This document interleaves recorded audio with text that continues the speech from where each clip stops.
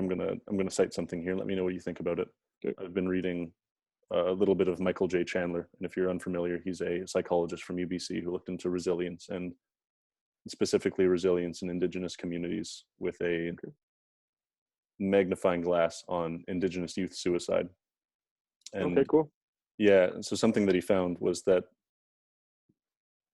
the Pareto distribution was evident in Indigenous youth suicides within the band. So the Pareto distribution is that 20% have 80% of the resources. So 10% Right. of people have 80% of resources. This is Yep. all over the place. It's in economics. It's in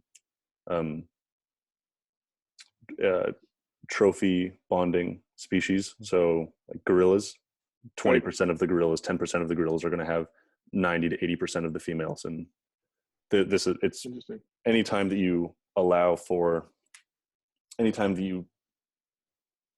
let nature run its course, that tends to be the distribution.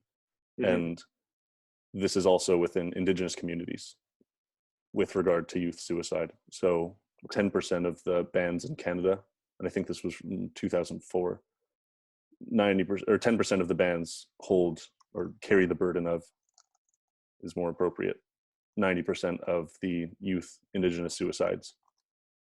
And what Chandler did was looked at the sociocultural landscape of the bands that had zero suicides and decreasingly few suicides as it ramped up to 10% holding 90%, and tried to look at what they were doing from a cultural perspective. And there were policy changes that could be implemented that would decrease the rate of suicide to such a vanishing rate that it still spins my head. It makes me very emotional to think about, for two reasons: the sadness that I feel at the pointless loss of life, and also my excitement that the research was done and that the information exists. And so that's an area of which, by looking backward and forward, we can find a policy that actually helps people. And so I'll give a few of these as an example of the things that were successful in the groups.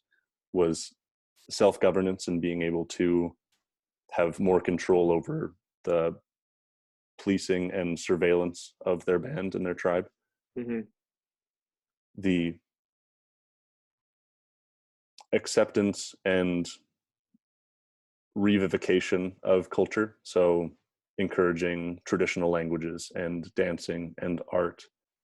And I think that those things really tie in together from a resilience perspective, where you have the individual who's going to have a set of predispositions that influence them or kind of makes it a little bit easier to follow one direction or the other.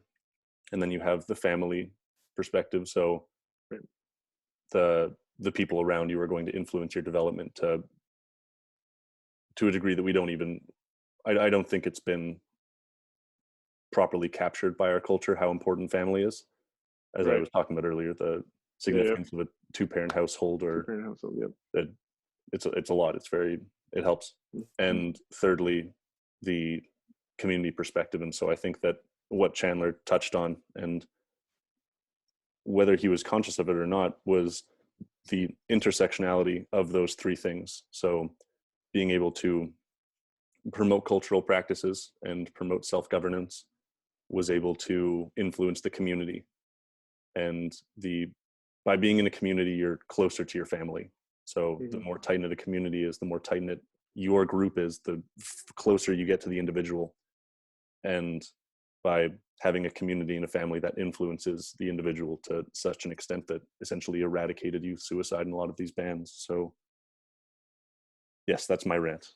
Thank you for listening. I'd like to know what you think about that, and from your historical perspective, as well as your Treaty 5 and 7?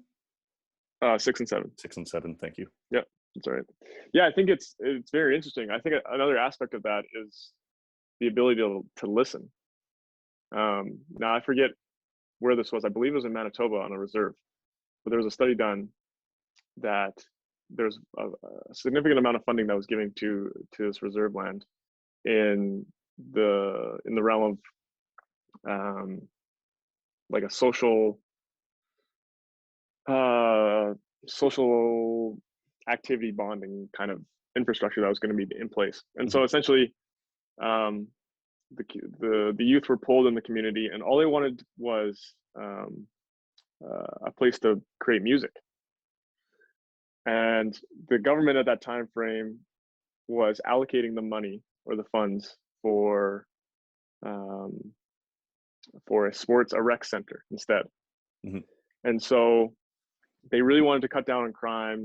They thought, like the reserves there were having, massive issues with drugs and alcoholism. And so they had an expert go in, and the expert reported back that these youth just wanted a place to create music. But eventually the rec center was built, and within, I don't know, 3 months, um, a shortened period of time. I shouldn't put a number on it either, but a shortened period of time, the rec center was not being used, was actually being vandalized, and crime had not decreased um, in any regard regarding the youth.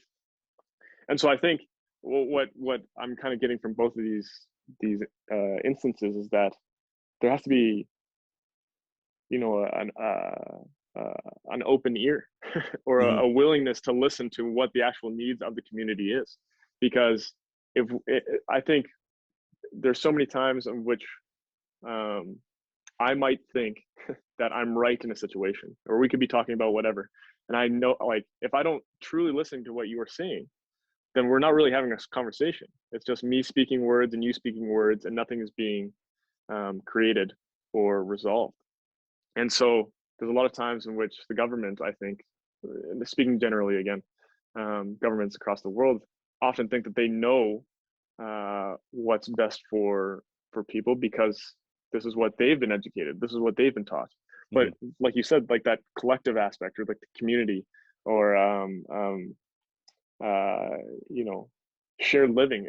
There's so many aspects that kind of go against non-indigenous ideology that we, as a non-indigenous person, our society might think that that is wrong, quote unquote.